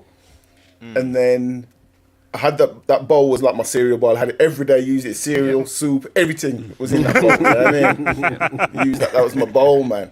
You know what I mean? 100%. And then twos. You know, like when you go in the cupboard and you see a big chip out the bottom of it. I'm like, But one of those ones where nobody knows what happened. You know those ones where somebody broke into your house and broke the bowl and bounced. One of those ones. But recently we went to the same place again and got another bowl, and I got the girls to put the big handprints on the thing again now. So that one's getting protected hard now. So yeah, man. Bowl number 2. They mean everything because it came from their heart. You know what I mean? And it's just like, you know, I would have loved to have done stuff like that when I was a kid, but you know, I never got that option to. You know, so receiving it from my children now is everything, man. It's golden. It's golden, seriously. And like I said, that T-shirt, I couldn't tell you how long ago I got that T-shirt, but I will still wear it proudly. You know what I mean? So exactly what you're saying about speaking. Daughter made me a key ring. It fell off my key. It snapped. I'm not throwing it away. Exactly. Still got it. Yeah. Got her picture of it that she made for me. I just literally found this as well next to my desk. Same my daughter's going to be 20 this year. She must have been probably about 6 when she done this. It says, "Bless Daddy. I love when my daddy carries me like I'm flying fast and free, or when we dance a funny jig. Bless my daddy, bless him big." Bless him big, you know. Bless him big. It's nothing but love. That's the thing. Man. It's just so pure and innocent when they do these things, which is why it's, you know, it's magical, man. It's so big, you know. And like I said, look at what Friction's just pulled out now. The thing's 14 years old, and it's sitting right next to you because that's how important it is. You know what I mean? It's massive. It's massive. Yeah. Good evening to good evening to Lady Uzo in the building as well. She says, "Oh, you guys are so cute. You guys are too cute." One thing I did do this year, which I got to pat myself on the back because it was a power move. I bought my wife a card. I just said thank you for allowing me to celebrate Father's Day, and I bought her a card and some flowers. Yeah. And just, when did you buy that? For Father's Day. Oh right, okay. Yeah, man. Because obviously I wouldn't be a father if it wasn't for Yeah. My man's looking brownie points to Ross. Yeah, you know the one there. Try to get be a man in trouble now. 12 months now, My man's on some 3D chesting. You know what I mean? 12 months. That was a power move. Yeah, man. 3D chess, man. We playing checkers and he playing 3D chess. 3D chess, you know. So when I'm streaming 4 times a week now, I'm good. So you get me? I'm nice. I'm covered. Let me just write that down. Laid the game down quite it's true, flat. though. It's true. You get me? If it wasn't for the mothers, we wouldn't be able to celebrate Father's Day. Truly. True. You know, Truly. That sounds like some Keith Sweat line or something. You know what I mean? To the mothers. Every time I look at my kids, I think of you. I mean, while I haven't got the position to experience it in the same way as you guys, what I seem to have noticed this year in particular is there's much more. I've noticed there's much more of an outpouring of love for fathers being shown. And I don't know if that's a result of what we've been experiencing over the past few years, whereas people are just cherishing their people more, even more. I don't know if you guys have noticed it, but that's what I seem to have seen being shared more on social media this year. I can say I've noticed it, but it seems to be a lot of it was man to man. Yes. You know what I mean? Yes. A lot of, you know, I got a crap load of messages from my male friends. Yes. I think, you know, I could probably count maybe about 5 of my female friends message me. But, you know, my male friends, I got a bag of messages from them. So the one thing I got to really, really do say, I did appreciate that, you know what I mean? The love from man to man, which is something that, you know, over the years has become a bigger thing for us as men, you know what I mean? That's been great, you know, the way that we're starting to support each other a bit more, you know, things that like we've spoken about in the past, you know, just the whole emotional feeling and stuff like that. That's been great to kind of receive that, you know, on a man-to-man level. But you know, I'll kind of leave it there for now. I kind of leave that there, but yeah. No, you're right. I think you're right. You're right. Brothers, man. You hit it on the head. You're right. You're right. Vinyl Sofa made a point about maybe after the pandemic, people are expressing people are expressing feelings more. I think there is something in that. I think it's the more period social. after the pandemic definitely has changed. Life has certainly changed for a lot of people after the pandemic in some fundamental ways. And I think, given the amount of death and bereavement that there was, then I think there is something in that. People are definitely. I've been having more of those conversations, more of those kind of conversations, and I think are more appreciative of life in general. There's nothing more that makes you appreciate life more than the loss of life, than death. You know what I'm saying? So 100%. I think there is definitely something in that, and also us being locked in and being forced to, we couldn't go out and commune in the way we normally would. So we had to do that in different ways. So like, for example, Tech, Beat Pusher, G-Force, and myself, we started doing this Zoom thing every week, which we'd never done before. And in fact, if it wasn't for the pandemic, we probably would never have done that. And then the whole live streaming came from that. A lot of things came out of that experience. So I think there is something in that. I mean, just look at us now. 7 man on screen talking about all this deep stuff and just being really kind of expressive like this. I don't think this would have happened. I think FOMO as a newish word has a lot to do with it. That watching fear of missing out. Oh, there's a culture of seeing people do things and then thinking that, I need to do that as well, or I've learned something new, so let me try it out, because it seems to be like it's coming on my timeline a lot, and I want to try it and so forth. So I think because of everyone having phones and the sharing, there are people that care about Father's Day, express it, put their videos up, show their appreciation of what they do to their father, and then other people are thinking, oh man, I haven't even done that. And then they go and try and make the effort next year so they can put a video up and show what they've done and everything else and be a part of it and do what they do. So I'm not saying everyone does that. Don't get me that to be twisted. But I'm just saying, remember, there are a lot of people who live their life online. Social media. They live their life online and everything onwards. So I think it goes for Mother's Day, it goes for Christmas. People trying to outdo each other at Christmas, blah, blah, blah. But I don't want to go off topic. Lady Uzo's put a good point up. She says that there wasn't as much man bashing this year. Yes, facts. True, 100%. Imagine that. That's even a thing. The fact that you'd have to even put that statement just shows the levels of unappreciation that we are used to. That's just normalized. Do you know what I mean? Man bashing as standard. And that cursed sentence, which I'm not going to say, has not risen on my timeline. So I was really happy. So it's... I kind of want to ask him what that was now, but he don't want to say it. So.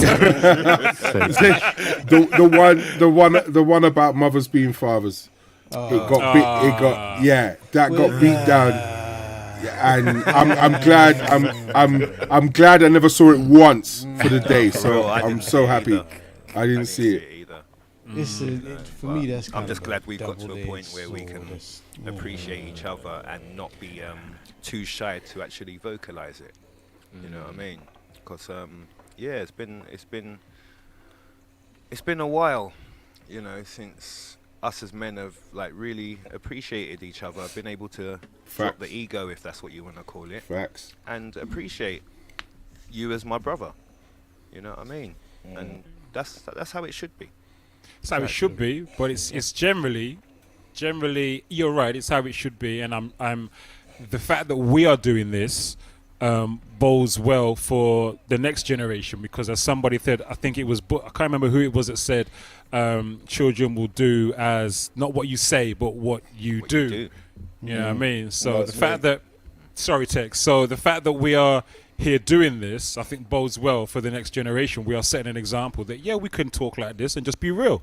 Yeah. And it's all good. There's nothing wrong with that. But I'm sure most of us on this screen were raised very differently. You know what I mean? In that you couldn't do this. This wasn't encouraged at all. Either there was nowhere to do this. You couldn't do it in the yard, because in the yard is more kind of you only speak when you're spoken to kind of thing. And if as a youth, especially as a male child, if you bawl or anything like that, we are cry for, shut up, you want me to get something for cry for? That was the general kind of response. There was no, you know what I mean, oh, what are you doing or what's wrong or whatever. The girls will get that, but the boys will get a completely different response. So you couldn't be that in the yard. And then you couldn't be anything like that anyway, showing your vulnerability outside of the yard in your ends, because obviously man will just text that you're a surfers and you're just going to be a target. You know what I mean? So you always kind of had to firm up in the yard, even if you drop and hurt yourself. You know what I mean? Get up, man. We are cry for. Get up. We are cry for. Get up, man. Go on to you. You know what I mean? So you always have to firm it everywhere you were, in the yard, outside the yard. So there was no place, literally no place, where as boys or as men, we could really just kind of just be real, open and vulnerable in any way, shape or form. So you know I've got a question. I hear that.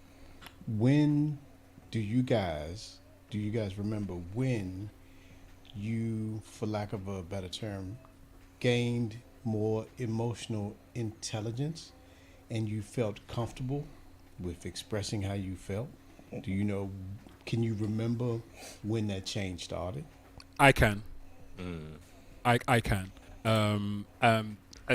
And salute to Ian Morlin. I think we definitely want to put that point up. Salute. Good evening, Ian. We definitely want to put that point up. But I can remember it, Grown Folks. It was when G-Force, Beat Pusher, and Tech started those Zoom calls with me. That was in the aftermath of my mum, dad, and Ty all passing within 5 weeks in 2020. And to say that was the lowest point of my entire life would be a huge understatement. I was lost in many ways, even in trying to deal with that. I didn't really know what I was doing. I was running in the wrong direction, just running, like full speed in the wrong direction. I had this conversation with Iola, who interviewed me the other day, talking about mental health and whatnot. And so I started doing all this negative stuff, which was, so I started smoking weed more. Any opportunity I got, I'm smoking weed. I started drinking more. I started just doing all this negative stuff, because I didn't know how to just manage the pain. You know what I mean? And I didn't know about talking or whatever. But when them man started Zooming me, after the first Zoom call with them man there, it's like a light came and I was like, this is it. This is actually what I've needed all this time. It was just to talk to the man them. This was it. All this negative stuff I've been doing, trying to outrun the pain or trying to just amass such a high and pleasure that it just overwhelms the pain, was not going to work. It's just a downward spiral that you're on. But when we had that first Zoom, I was like, wow, that is when I discovered the power of talk. Just talking. Something as simple as that. Just talking to the man them. That was it for me. That was it. I think, well, myself, I've never had a problem expressing myself, to be honest, because my older brothers were always very open with me. You know what I mean? I think the problem I had was how to get my message across. I wasn't the best at interacting, so sometimes I'd say things in the wrong way. But in terms of expressing, I've never had a problem telling my friends I love them. I've never had a problem receiving that kind of thing, But I've always, thanks to my brothers, I got to big up my brothers, because obviously they were the men in my life growing up, and they were always very open with me. To this day, they're very open with me, and because of that, I've been able to be open with people. Like I said, in the early days, I had trust issues, and that was the main barrier, having trust issues. Right. But other than that, you've always pretty much had it. You've always pretty much had it. Pretty much, yeah. It's just the trust issues were the barrier. Right. You know, but thanks to my brothers, I was always able to kind of, with those people that I did trust, I was able to express myself. It's not a big thing for me to tell someone I love them. You don't say that shit for joke. You know what I mean? So if I tell you I love you, I love you. You know what I mean? And it's as simple as that. It doesn't matter who you are, man, woman, child, whatever. If I love you, I love you. Simple as that. Do you know what? I only really kind of got into that, or not say got into it, that's not the right term. I only really got brave enough to do that after experiencing a lifetime of regret from not saying it to my brother before he passed. And it's an interesting one because my brother passed on a Sunday, and I saw him on the Thursday before he passed. And I was around at his yard, and I was staring at him, and he was just on the floor reading his newspaper, and he caught me staring at him. I was thinking, and as I was staring at him, I was thinking, man, I really love you, And he caught me staring at him and says, what? And I said, nothing. And I just looked away and pretended like I was watching the TV, and he went back to reading his newspaper, and I started staring at him again. I was thinking, I really, really love you, But I didn't say it. I was young. I was in school as a teenager, I didn't really know about telling the next dude I love you. You know what I mean? I didn't think that was cool or whatnot, so I didn't say it. And of course, 3 days later, he passed, and I had to live with that. I had to carry that regret for the rest of my life of not saying that. They were right there, and I wanted to say them, and I never said it. So from that, I never ramped to tell anybody. If I feel it, I will say it now. You know what I mean? Yeah. It's got to be done, man. It's got to be done. For me, it started, I guess, when my son was born, because I didn't want him to feel like he couldn't express himself. Right. And I wanted him to be able to, just be comfortable with loving men. You can love your friend, and it's nothing wrong with that. So for me, I guess that's when it started. I may have, gone overboard showing him male to male camaraderie or affection or love or showing how that's okay. It's all good. Why you say you went overboard? There's no such thing as going overboard, I don't think, man. I would hug and kiss my son to no end. I'm the same. Good. I'm the same. Yeah. Good. The baby of our family is 12 now, and I'm, he's the last one who I can really kind of hug up and kiss up now, because the rest of them are like, get off, man, sure. And I'm making the most of it, because it was like, my son, my eldest son is 18, and that's more of a firms up now. Yeah, man, you're safe, yeah, safe. It's more of one of those, like a brethren thing. Yeah. So the little one now, I say little, he's almost as tall as me. He's 12. He's the last one who can kind of grab. So come here, man, and just hug him up and kiss him up and that. And I'm making the most of it because there comes a time where they start to feel a bit uncomfortable with it.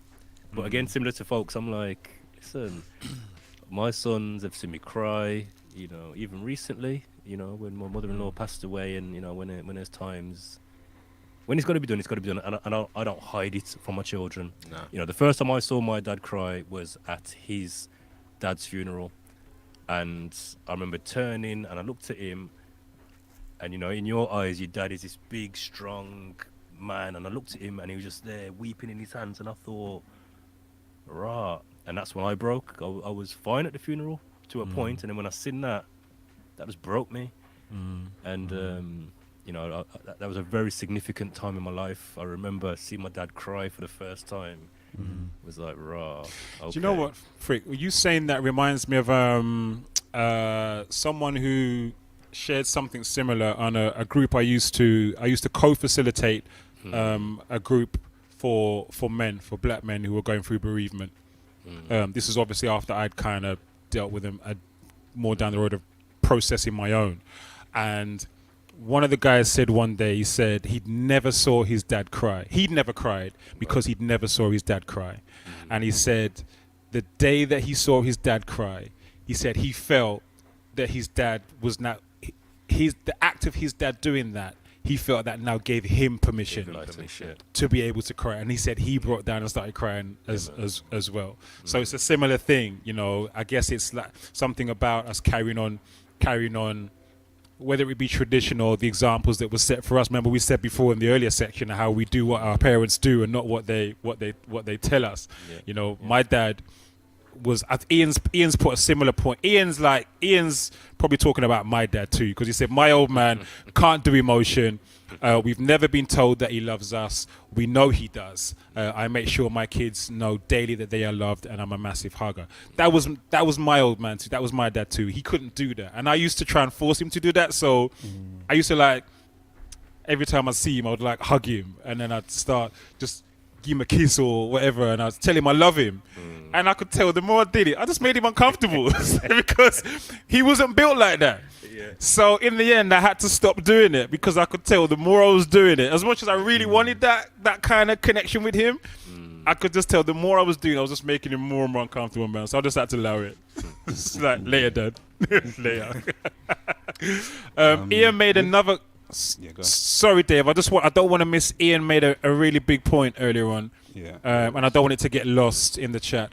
So he said there does feel like a minimum standard of people dropping on the socials. I went to see my dad, then got back and saw loads of posts. So I felt I needed to post a quick one, then feel I was going to be judged. I'd rather have some time with the family than presents. My lot hate me because I never know what I want, but little man did me a key ring, which will be kept till it disintegrates. Straight. Big up, Ian. Salute, sir. Salute. Dave, you were saying something. Nice one, Ian. Yeah, I was going to say, that actually leads on to a question that I was going to ask you guys, because, you know, Ian's going to hold on to that key ring until it disintegrates. And the way you all lit up individually when you were showing the things that your children have done for you, I was just going to ask, what's your favorite aspect of fatherhood? Ah, wow. Favorite aspect. Who's going to take this? Which is going to go one first? element that I like is laughing. And when I mean laughing, I don't know what it is, but when me and my child start cracking up about something, I swear, just her tone, the tone of her laughing, that is it. I'm overly happy now because she's enjoying a belly laugh with her daddy. And again, as you say, they learn from what we do. It allows her to be able to, you know, be just as expressive and just as funny and just as creative of her as her daddy, why he made her laugh. Sometimes she tries it as well, and she's, you know, she gets it on the point. She'll think of something creative and come up with something, and I give it a little chuckle, and then, you know, whatever, and we have our little bants and whatever. But the laughing bit, being able to laugh and just be silly and have fun, I don't know, that's for me. I love that element. There's nothing like, you know, just hearing that just makes you smile. Even if you're in a different room and you just hear your kids laughing, yeah. It makes you smile. I think did we talk about this last week? I think it was last week we said something similar. Did we? Yeah, so my daughter, because my daughter came back from uni, and I was just saying, like, the sort of sound of the two of them just like doing foolishness in the other room, and some big dirty belly laughing was going on, and I love that, man. I love that. The sound of the house just full of the kids laughing. It's wicked. It's definitely that one, but also the serious conversations where they come to maybe confide in you or ask you for advice, or have a serious conversation, and I get a kick out of that just because why you think enough of me to come and talk to me about this. Yeah, I was going to say the same thing. Like, for me, it's when you get those teachable moments with your children, like they've come to you with something, and it's like, yeah, you're gonna get it right now. This is a moment, and it might be like when, you know, there's different places, so it might be you know, you're picking them up from somewhere, it's just you and them in the car, or Yeah. You know, my son might turn to me and say something. It's like, yeah, man, you're about to get a gem now, right now. Bro. and they want it. It's like it's not like you're preaching to them. They're lapping it up, and you can see, yeah, man, he's getting it. I say he, you know, I mean, my daughter as well. We have a lot of one-to-ones, man, and it's those teachable moments. There's those, and I think the other one for me is when you hear your children with their individual relationships. So like, you know, we've got kind of two gangs in our house. We've got the older two who are only 15 months apart. Then we had a 5-year break. Then we've got the younger two who are only 15 months apart. And they kind of move together more time, and you hear their individual relationships and them bouncing off each other, and just to sit back and say, yeah, man, they've got their own relationship separate from us. They've got their own relationship. But then when we went on holiday, my eldest son and my youngest son, they kind of just clicked. And it was like little bro was riding with big bro, and it was like, right, look at you two now, like you get me. Big bro's kind of took little bro under his wing to say, yeah, man, come, nice. Ride with me while we're here. Nice. I was like, yeah, man, that's nice to see. Beautiful. I tell you what I love as well is like when you see your kids do the things that you used to do. Obviously, they weren't there when you were a kid. You know what I mean? But when you hopefully start not all of them, it though. Hopefully not all of it. No, of course not. But you know, there are certain. Sometimes it's just mannerisms. You know what I mean? Yeah. It might be, you know, how you might raise an eyebrow or how you might drop a tone, or sometimes it's the movement, how they'll walk or whatever. But when you see your children do things that you used to do, that's another thing that kind of. It makes me laugh. I laugh at those things all the time. Especially with my son. He does a lot of stuff I used to do. Yeah. You know what I mean? So, yeah, man. Another one for me, I got to share this was, so my children weren't raised in the city I was raised in. So obviously we go back every now and then, you know, we'll take them out and whatever. But obviously recently, my son is 18. Like there's times where he'll just ride with me. And, you know, I've been bringing him around certain groups and certain people. And there's times where I can see man taking my son aside and saying, yo, your dad's a legend, you know. Trust me, your dad's a legend. And I can just see him looking like, for real. And he's like, no, you don't understand, man. You don't understand. Your dad's a legend. And I can see him kind of, he's looking at me like, no, he's just dad. Yeah, he's just dad. He's just dad. But the more it's happening, he's like, okay, yeah, he must have done something. Yeah. And then you know, as time went on, he kind of realised what I was into and that was nice to see. Like he kind of clicked, like, okay, yeah, dad's not just dad. He had a life outside of his dadness. Yeah, man. Respect. Yeah, we're always putting that up, man. Go ahead. Go on, what's business?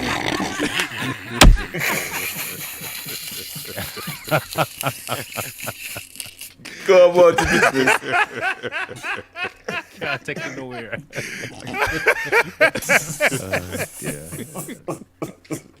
So reg. Oh, all right, it's nearly quarter to 11. Good evening, Kamzi. Welcome in. Good night, Leonie. Great Leonie. to see you. Good night, Leonie. Bless up. We need to move this on if we're going to finish on time. I'll just finish off by saying salute once again to all the fathers, those who are there, and to those who are not there. Salute to you as well. I hope that one day you're able to work it out, whatever it is, and get to wherever it is you need to be. All right, whatever it is, I hope you will work it out. I'm not going to join the bandwagon and just slate, man, because I know people got different situations. So whatever it is, I hope you work it out and you make your way to wherever it is you need to be. And we'll leave it at that. All right, let's move it on because we are running out of time, Mr. What's up, people? This is your boy Omar saying you're watching the Real Soundcheck podcast.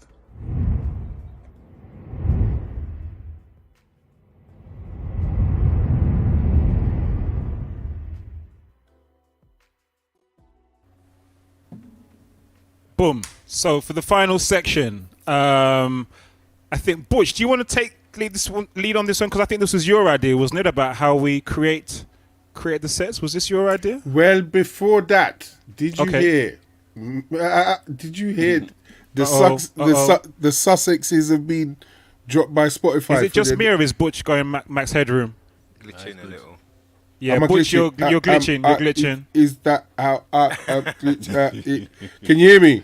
Yeah, man. We can now. We can now. Oh, Yeah, okay. you're back now. Yeah, Harry and Meghan, they got dropped off their thingy show, their Spotify podcast they show. had. Yeah. No, I didn't hear that. No, I didn't hear that. What? This is what's cracking me up. They've only Was that done hot off the press or what? Well, 2 days ago, 48 hours ago, the Right, okay. company said that they're not renewing the contract, and they ain't gonna get paid that 20 million or whatever they thought they were gonna get. What was it? Yeah, 15 to 25 million they're supposed to get, because they've only done 12 shows. Is this something to do with the court case? Court case, and also, and this is the thing that cracks me up, they cannot fulfill the quota of shows because they have no content. Even if they're paying for even if they're paying for content, like asking people to help them, whatever, it's become too costly for them, and it's done. I don't understand that. They have no content. What do you mean they have no content? Exactly. Exactly that. How can Prince Andrew be your uncle and you got no content? How can them? There we go. How come them two have no content? Yeah, I don't understand that. Exactly. Mom's laid it down and you got no content. So what are you saying? Do you think this is more of a political thing? Because they can't be that they don't have content. They must have the world of content. This is what these are the words that right in front of me right now. It's even if you open it up yourself, you see it. They have no content that we can play. They have no content that we can play that is not going to jeopardize our platform and our standing. That we're not going to get sued for. Maybe that's what it is. Yeah, well, maybe. Yeah. But sure, they could have their own platform, man. You know what I mean? Well, This this is it. This is. I don't know what this means. You know, when one thing leads to another, but what the bit that caught me was you had a 2-year contract, you didn't fulfill it, and it's now coming out because you haven't got content to fill it. So you've missed out on 15 million or whatever it is. Do you know what? I smell Laney's saying that they got dropped from Netflix too. See? I think. Wow. Do you know what? I'm my head just goes to the conspiracy thing again, because them two It's are hard just like not to, the though, isn't living anti-establishment. It's hard not to, though, isn't it? It's And hard so not to. I can just see people are coming after their pockets. Say, okay, you want to leave and dust and be independent. All right, watch this. Yeah, man. Somebody made You're gonna have to sign on. Yeah, somebody. That's it. Somebody made it. I'm brother. I'm brother. Ring them and say, oi. Remember what his nan said to what was his name? The ex. It was one of Diana's people, one of her butlers or whatever, and she says to him, "There are powers at work that you don't understand," because he was going to write a book. Shut down the whole dance. You know what I mean? What was his name again? I can't remember his name. The butler. Was it Paul Sutton? Paul Burrow. There you go. Paul Burrow. Yeah. Shut down his whole dance. There are powers at work that you know nothing of. Yo, that's scary. Paul Burrell. That's it. Thank you, lady. See, lady, Yeah. Google. Burrell. There is one quote. I've just had a quick look from Meghan saying, "I love digging my hands into the process, sitting up late night in bed, working and writing as a creative.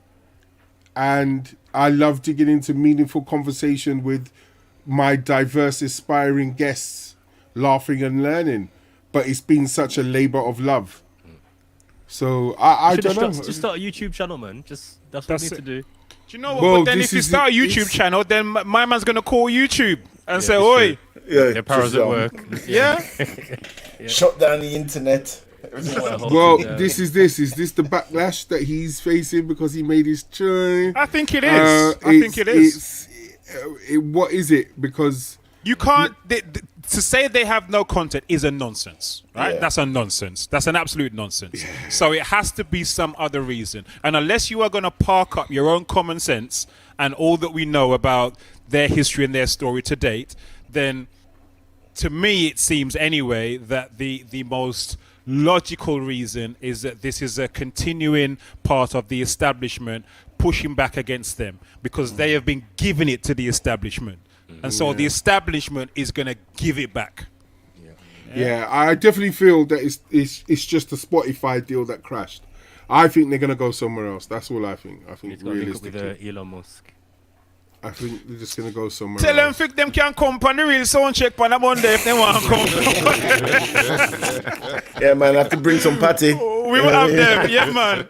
We will have them. We will have them. A special guest. You know. All for 20 minutes or one segment. You know what I mean? That's all right, man. We can work with it. We can work with it. We can work with it. I've just realised we've got 104 followers now. Did we miss that? We broke 100. We broke 100. Yeah. Wicked. So, thank you, people. Thank you, people. Where they gunshot then? Where they gunshot their friction? How you mean? How you mean? How you mean? Wrong one. Yes, Shania, Yes, man. 100%. 100%. Back to a stable. Straight. Wow. Imagine, Oh, wow. Queen Camilla, you know. Imagine. That's brutal. Queen Camilla. Lord. Queen Don't consort, get me you started. know. Queen Camilla. Queen consort. What does that mean? I haven't read that word. No, they dropped It that. means skettle. Boom. Side chick.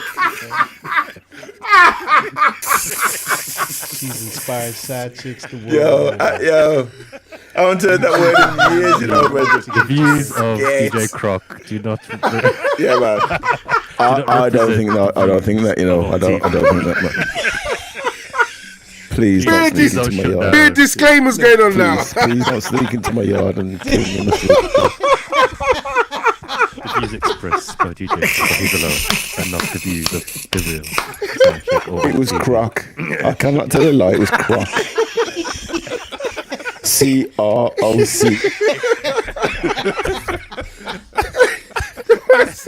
It means skettle. Boom. Oh, man. Boom. The whole thing. Take that close to the mic and say, I don't believe that. Well, yeah, that answered that then, innit? Yeah. Moving on. We're going to start to talk about the next segment now. We've got 8 minutes. No, it's not even worth start. We can't. 8 minutes. We can't Save crash it, that. man. Yeah, we man. save it. Let's just. Yeah, man. Let's just talk about life. That's it, 8 man. minutes. You know what? Done. Actually, no. So last week, Croc was about to go and shut down the Raekwon thing. So we need to hear how that went. Oh yeah, talk about that. Oh yeah. Okay. And go on. Give us the insights. How did that go? It was super dope. Super dope. The vibes was nice. It was just like straight grittiness, man, and that's how I mean, going on to how we were going to start talking about how we approach our sets as DJs in this section, and how we approached that one. It was just, I just wanted to keep it gritty. Do you know what I mean? There's no other way to have that set, man. Right, you know. Straight. So it was just like straight, kind of like Mob Deep and, you know, MOP and Group Home. It was just gritty, man. Do you know what I mean? So it was, bap. yeah, but it was nights, innit? yeah, but it was one of those kind of mean face look as well. Is that Onyx and Black Sheep and all that kind of. Some J. Rue and loads of primo beats and stuff like that. So it was nice. Ray and then was obviously was awesome. And then he pulled out Inspector Deck as well. And then the place just went nuts when Inspector Deck came on stage and joined him as well. So it was a beautiful vibe, just pure beautiful hip hop love in the room, man. The two of them were really safe. Got to meet them briefly. I didn't get to take no pictures with them because I had to jump straight back on the deck. That's one of the downsides of doing the after party is I can't be there taking pictures and stuff. So I'm DJing, warming up the place. Then the man then jump on, and then as soon as they finish, I got to jump back on. Yeah, so I don't get no time to stand up and take pictures. And by the time I'm done, they've gone. It wasn't one of those ones where like Smith & Wesson stayed behind, and we got to just drink and chat and reason and take pictures and do all of that. Bahama Deer did that, and Keith Murray did. You know, those guys did that, but Ray and they so bounced pretty much. Did they after. leave Bricks to go to the Nas show? Did they leave the Nas show to come to Bricks? Because they ended up.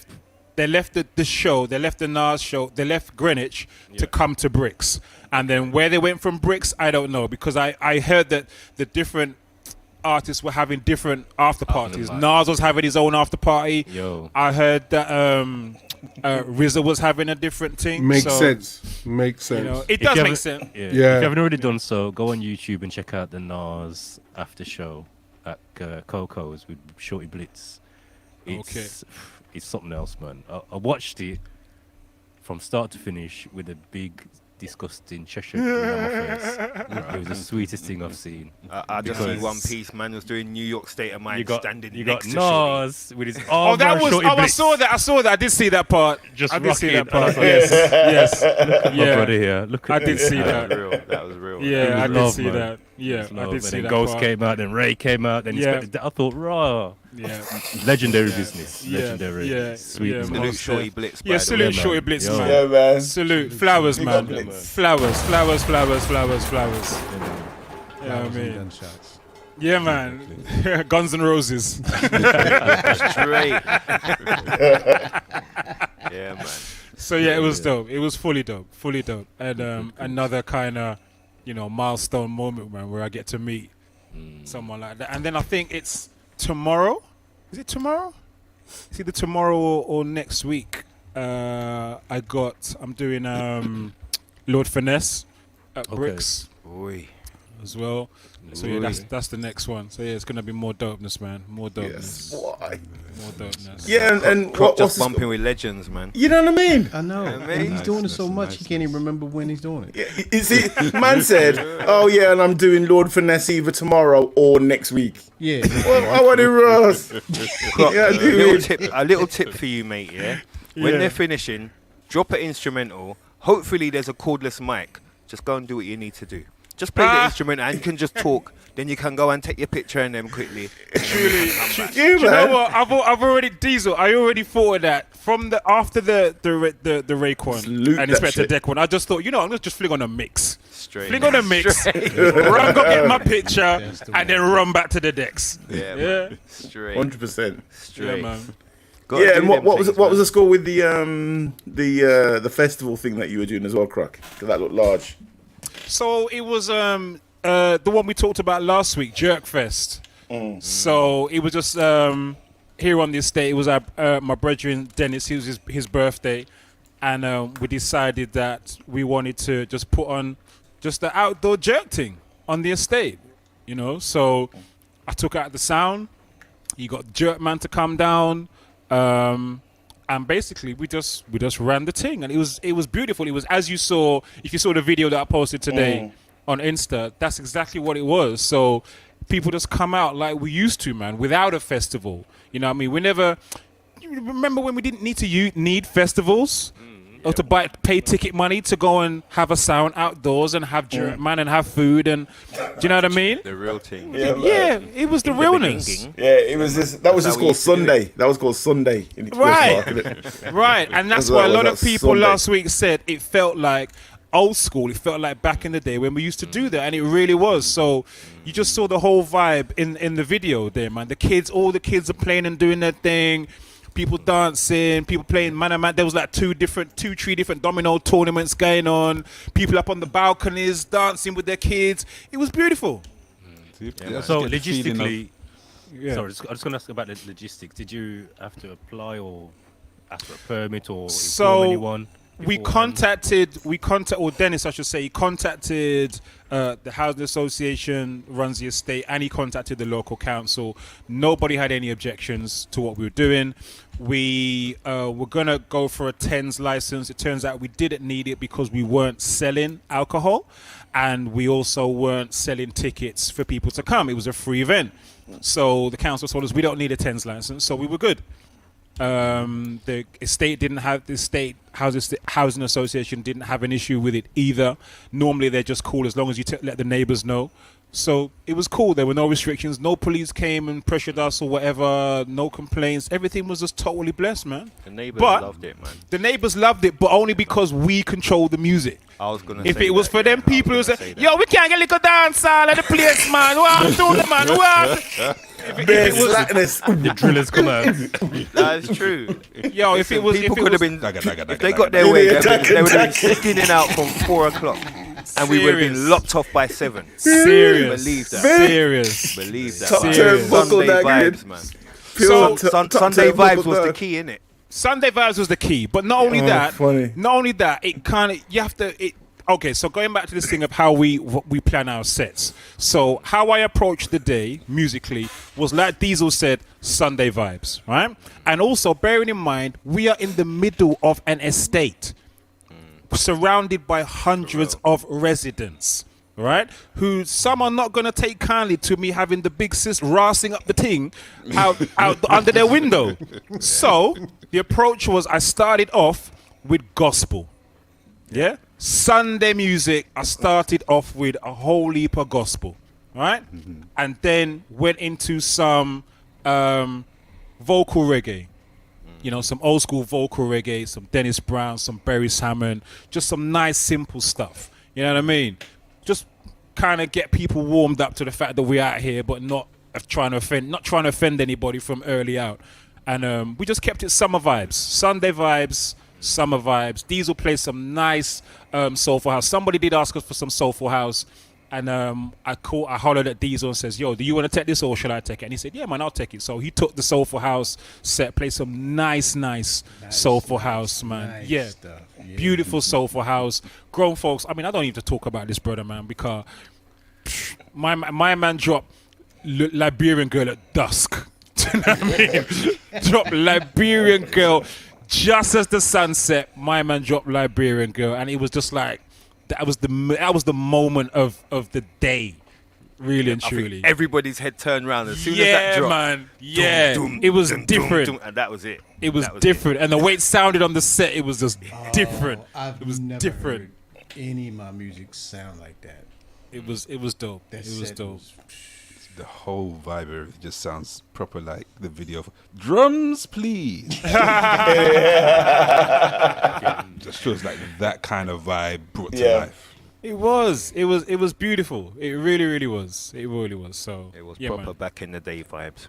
It was, and it was just beautiful because we didn't need any red tape. We didn't need to get permission. We didn't need to, the whole festival thing. People are used to it's only carnival or festival. No, we can go and hear sound system play outdoors and get that kind of situation. No, we don't have to go spend money to do or whatever to go through that madness to get them to. We can just do it ourselves. You can do it yourselves, man. In your own community. Your own community can come together. Just do it yourselves. Vinyl Soulful bought the one heap of food. If you ever see how Vinyl Soulful come, like she was like the theme was feeding the 5,000. She just bought bare trays of food. Beautiful. Beautiful. Do you know what I mean? That's what it is, man. That's what it is. Can I ask what o'clock you had the gains? On you talking about the levels on the speakers they were set to 0 to so the tops boxes were set to 12 o'clock. The subs were turn up. The bases were turn up. But the tops were at 12 o'clock. But not even from the beginning. We even the volume was a gradual thing.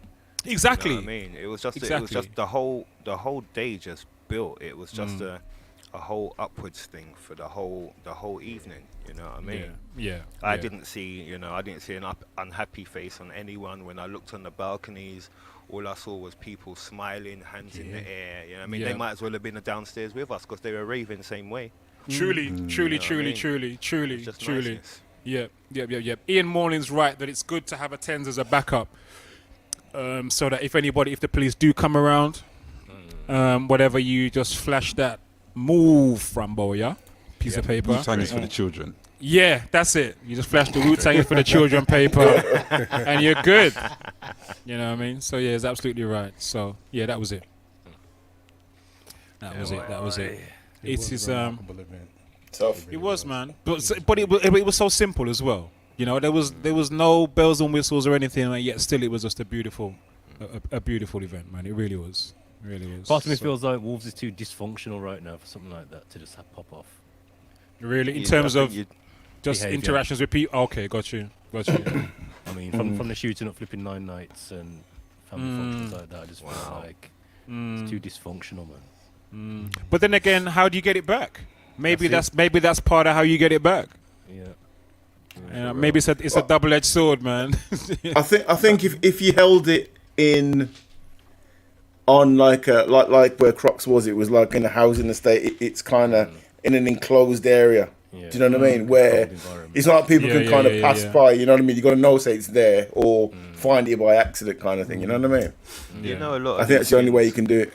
Also, it's like, you know, you can control a lot of these things by how you play your music. Like Croc said, you know, it was gospel at the beginning.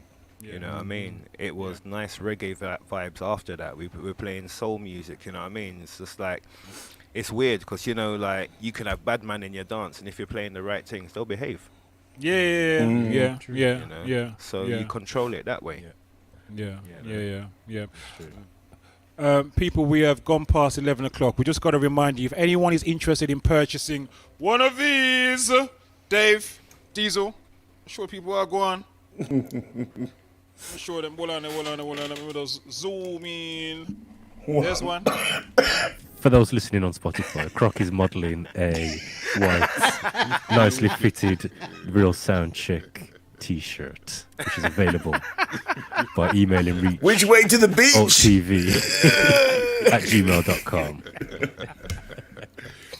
And now stepping up is Dave Knight. He's modelling a nice little piece.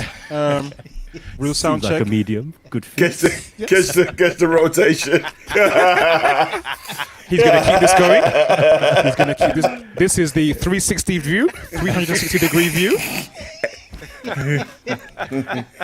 You are now seeing Dave Knight in vision. And now, finally, we have Mr. Diesel with the muscle tee in it. Rocking the muscle tee, yo. Muscles. So yeah, if anybody would like one of these t-shirts, please drop us an email at reachalttv@gmail.com. That is reachalttv@gmail.com. If you have one already, please send us a picture or a video. Thank you to Ayola, who sent us a video, which we will be posting of her in her t-shirt in the park, out in the sunshine, in her Real Soundcheck t-shirt. So if you have one, please send us a picture or a video to the same email address as well. Or if you want one, email us at the same email address, reachalttv@gmail.com. Thank you, Diva. Thank you to all the people in the chat. Brothers, thank you so much. We are 7 minutes over. This is one of the nearest we've ever finished on time. I like that. So, yes, people, we got to be out of here. We will be back on Monday, 9 p.m. as usual, UK time. Don't forget, you can catch the replay on YouTube and Spotify. It'll be on Spotify as of tomorrow, I believe. So don't forget, you can catch the replay there as well. Please share the links with people.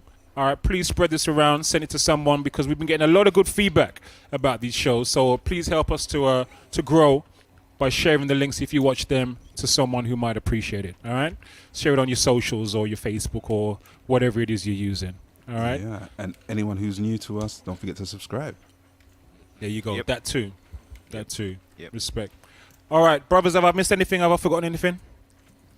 I don't think so. Well, probably. When are we going back to Flip City, man?